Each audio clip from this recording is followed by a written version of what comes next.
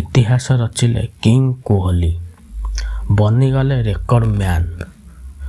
ବିଶ୍ୱର ଏକମାତ୍ର କ୍ରିକେଟର ଭାବରେ ବିରାଟଙ୍କ ରେକର୍ଡ। ସେ 3ଟି ଫର୍ମାଟରେ ଆଇସିସି ଟିମ୍ ଅଫ୍ ଦି ଇୟର୍ରେ ସ୍ଥାନ ପାଇଛନ୍ତି। ସେ 3 ଥର test team of the year ହେଇଛନ୍ତି 2017, 2018 ଏବଂ 2019 ମସିହାରେ।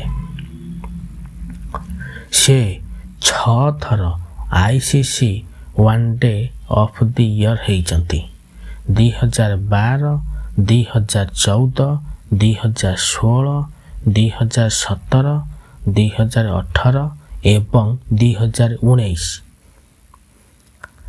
T20 team of the year ହେଇଛନ୍ତି 2022ରେ। ସେ T20 team of the year ହେଇଛନ୍ତି। ସେ ଗୋଟିଏ ପରେ ଗୋଟିଏ ରେକର୍ଡ କରିଚାଲିଛନ୍ତି। ଇତିହାସରେ ତାଙ୍କ ନାମ ସ୍ୱର୍ଣ୍ଣିମ ଅକ୍ଷରରେ ଲେଖାଯିବ। ସେ ଏବେ ରେକର୍ଡ ମ୍ୟାନ୍ ହେଇଛନ୍ତି।